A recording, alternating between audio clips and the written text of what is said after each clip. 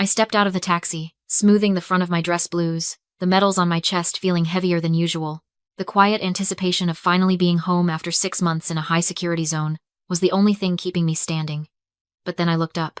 Planted right in the middle of my perfectly mowed lawn was a sign in bold red letters. Sold. Behind it, 2 men in coveralls were hauling my life out the front door. My books, my framed commendations, my clothes, and tossing them into a dumpster like they were trash. Standing on the porch, watching it happen with beers in their hands, were my father, Richard, and my brother, Caleb. Richard didn't smile. He didn't wave. He just pointed a lazy finger at the dumpster and said, "You don't live here anymore." We cashed out. Before I tell you what I found in that dumpster, and the secret document that was about to destroy their entire celebration, drop a comment and let me know where you're watching from. I want to see how far this story travels. I didn't run. I didn't scream. I adjusted the strap of my bag and started walking up the driveway, my boots crunching on the gravel with a rhythm I'd perfected over a decade of service. My name is Jordan, and I'm 29 years old. In my line of work, high-level logistics and intelligence for special operations, you learn very quickly that the loudest person in the room is usually the most vulnerable. Panic is a luxury I couldn't afford overseas, and I certainly wasn't going to spend it on these two. As I closed the distance, I saw Richard's eyes flicker. He expected a tantrum. He expected the hysterical daughter he could gaslight into submission. Instead, he got a ghost. I stopped at the bottom of the steps, looking up at them. The power dynamic was physically designed to make me feel small, but I'd never felt taller. "Caleb got into some trouble," Richard said, taking a swig of his beer as if discussing a fender bender. "He owes the wrong people a lot of money. $120,000, to be exact. We had to act fast." "We?" I asked, my voice flat. "I don't remember being part of the we that decided to liquidate my assets. Family sacrifices for family, Jordan." He snapped, the old manipulation rolling off his tongue like scripture. "You're single. You live in barracks half the time anyway. You don't need a house. Your brother needed a lifeline." I looked at the house behind him. I remembered the day I bought it. I was 22, fresh off my first combat tour, clutching a check made up of hazard pay and sleepless nights. That house wasn't just wood and drywall. It was the only place in the world where I didn't have to watch my back. I had renovated it with my own hands, sanding the floors until my fingers bled, painting the walls a soft gray that finally quieted the noise in my head. I remembered Richard standing in this exact spot back then, telling me I was selfish for buying property when Caleb was struggling to make rent. They tried to make me feel guilty for having stability then. Now, they were punishing me for it. But they made a critical error in their assessment.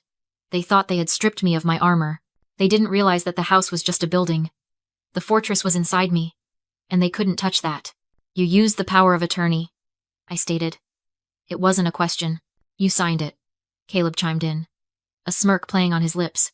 He raised his wrist to check the time, and the sunlight caught the heavy gold face of a brand new Rolex. It was flashy, expensive, and bought with a deposit on my sanctuary. "It was legal, sis. Dad saved my life. You should be happy you could help." He didn't look saved. He looked well-fed and arrogant. A parasite who had finally consumed enough of the host to feel powerful. "I signed a power of attorney for medical decisions," I said, my eyes locking onto the watch.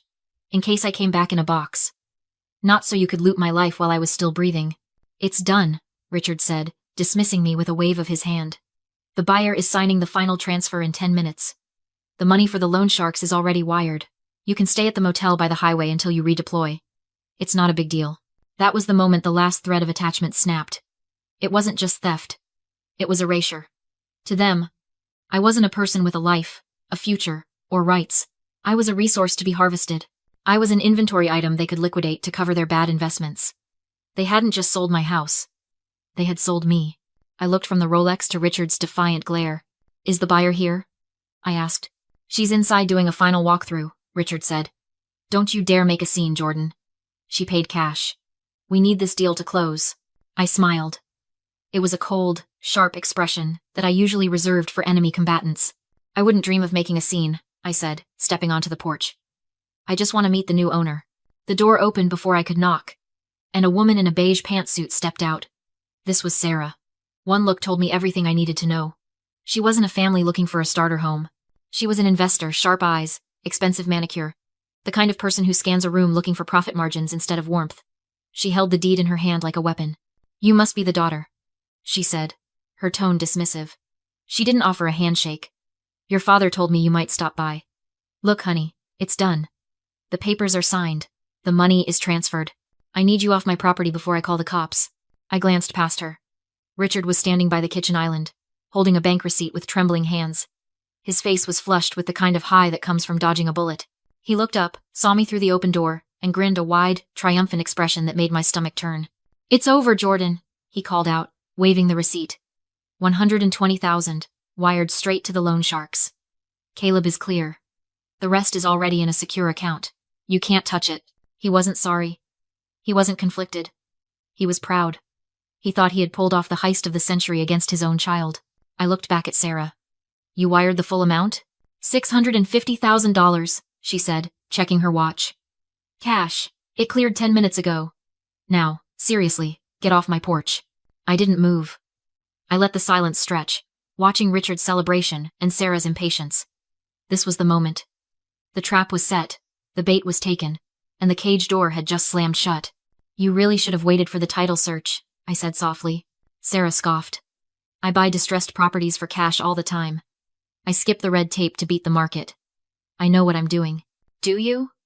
I reached into the inside pocket of my jacket.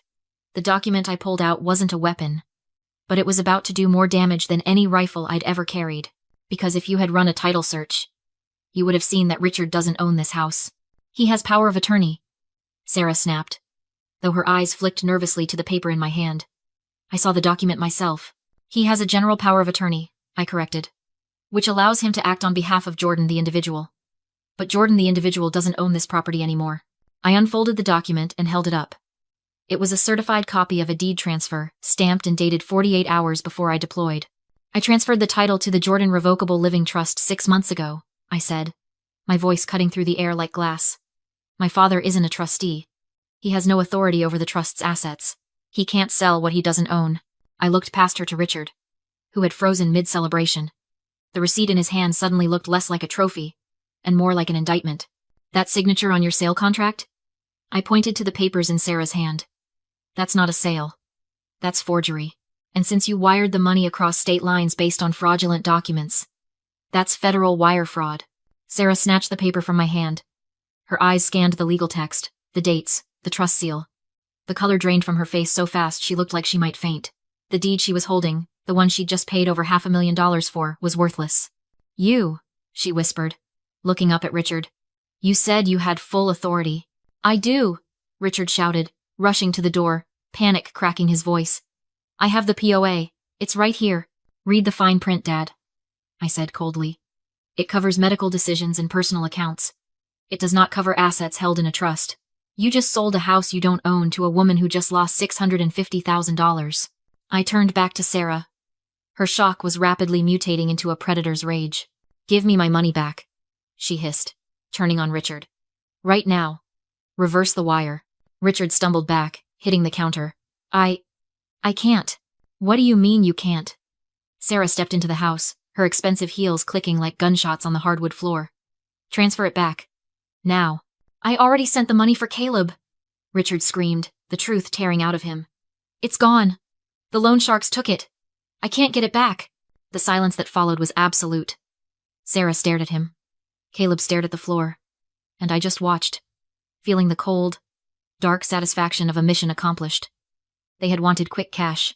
They had wanted to bypass me. Instead, they had walked straight into a minefield I'd laid months ago. And now, there was nowhere left to run. Sarah stared at Richard, her face contorted into a mask of pure, predatory fury. The businesslike veneer she'd worn minutes ago evaporated, replaced by the terrifying realization that she had just been conned out of more than $500,000. She took a step toward him, and for a second, I thought she might physically attack him. "You wired it," she said, her voice trembling with rage. "You wired my money to a criminal enterprise." "It was a loan," Richard stammered, backing away until he hit the refrigerator. Sweat was beading on his forehead, running down into his collar. I can get it back. I just need a few days. We can fix this." "Fix this?" Sarah laughed, a sharp, hysterical sound. "You don't have days. You don't have hours. You committed grand larceny. That money was from my investors. Do you have any idea what you've done?" She didn't wait for an answer. She pulled out her phone and dialed 911. "I want to report a fraud in progress. Significant theft." "Yes, the perpetrator is still here." Richard watched her make the call, his eyes wide and vacant. Then, Slowly, his gaze shifted to me. The panic in his expression hardened into something else, something ugly and familiar. It wasn't remorse. It wasn't guilt. It was the white-hot indignation of a narcissist who had just been exposed in front of an audience. "You did this," he spat, pointing a shaking finger at me. I stood my ground, leaning against the doorframe with my arms crossed. "I didn't sign the papers, Richard. I didn't wire the money." "You knew," he screamed, his voice cracking. He lunged forward, stopping only because Caleb grabbed his arm. "You stood there and watched me do it. You let me sign those papers. You let me send that money. I gave you a choice," I said calmly. "I asked you if you wanted to tell me the truth. You chose to lie. You chose to double down. You set me up," he roared. He wasn't looking at me anymore. He was looking past me, out the open front door where Mr. Halpern and a few other neighbors had gathered on the sidewalk, drawn by the yelling. That was the real injury. It wasn't the handcuffs that terrified him. It was the humiliation. The loss of his carefully curated image as the benevolent patriarch. "You wanted to humiliate me," he yelled, pacing the small kitchen like a trapped animal. "You wanted your neighbors to see this. You wanted to make your own father look like a criminal." "You are a criminal," I corrected. I just turned on the lights. "I raised you," he yelled, rewriting history to protect his ego. "I gave you everything and this is how you repay me? By tricking me? By ruining your brother over a house you don't even use?" I finally understood. Even facing prison, he couldn't imagine himself as the villain. My independence felt like betrayal. My survival felt like an attack. "I didn't trick you," I said calmly. "I protected myself. If my safety feels like a trap to you, that says everything." Sirens wailed outside. Red and blue lights flooded the room. Sarah gave the dispatcher his name. Caleb sat on the floor, muttering. The rage drained from my father as he saw the police. "Maria," he pleaded, switching tactics. "You can stop this. Tell them it was a misunderstanding. I'm your father. You stopped being my father when you treated me like a bank account." The officers moved in and cuffed him without resistance. Neighbors watched as the man who ruled this house was led away. I thought it was over until Caleb blocked my path. "You think you won," he said, holding up his phone.